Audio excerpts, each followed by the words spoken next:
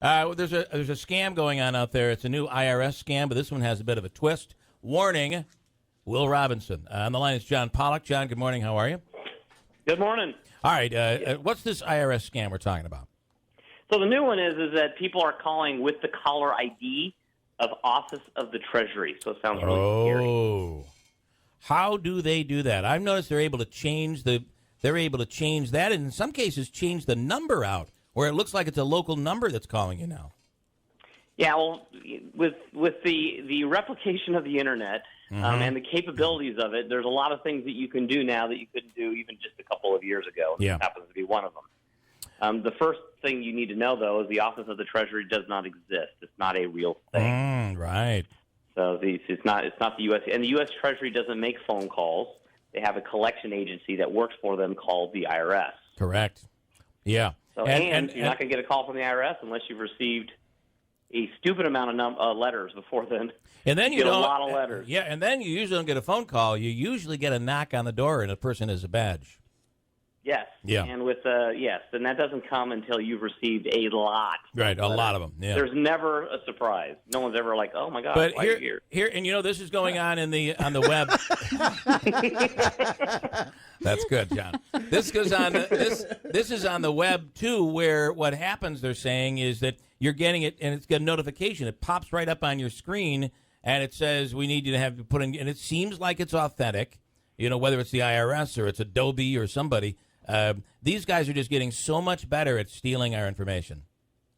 Yeah, and it's funny is they're much better at stealing our information than the IRS is at collecting in the first place. Yeah, so that should be your first warning. Yeah, that's a very good point. He's a comedian on the side. So, John, the deal is that what are the rules? Very important rules that you should remember when being contacted by people like this.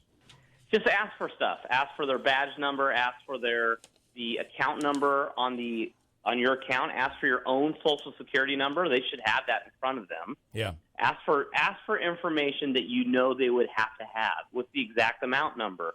Can you give me some details about that number? All those things are things that it's gonna throw them off, basically. Yeah. So you'll know that they're off their game, and they'll probably hang up on you. The sad part is all this does is, especially if you're an older person, I mean, it's so confusing, and it's to the point when you really do get a phone call from someone legitimate, you just bash the daylights out of them and hang up, and it's awful, That's right? They don't even trust it's their son. I don't believe it's you. What's your Social Security number? I remember it. All right, good stuff, John. Thanks for coming on, and people should look out for this. Thanks for having me. All right, very interesting. You got to listen. They're just getting better and better at it, and it's just becoming more and more. It's more difficult to be able to figure out who's real and who is not real. I got to tell you, I got a phone call from a number in Massachusetts, and it was a gentleman who did not speak English well, but he told me that there's a virus on my computer, and I've got this way where I can show you. Was he calling from Microsoft?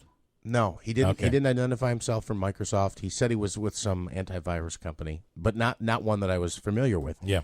So he had me go to my computer, go in the search bar, punch something in. Now I have access to my computer. It's not him. I pull it up, and it says there were like 3,000, for lack of I forget what it was, but it was like registry errors. And he says, "You see all those?" He goes, "That's because this virus is doing X, Y, and Z. So now you need to let me gain remote access to your computer." Wow. So I'm very skeptical of this. I really don't believe anything anybody says. You didn't let him onto your computer. I did not. Good. But then I called my antivirus, and I said, "This is a scam." They said registry errors, whatever it was, happen all the time. Right. There's no, it just happens. So he'd be stealing your information. Yeah. Who knows what's on there? You may have credit card stuff on there or bank information. That's what they do. That's how they get you.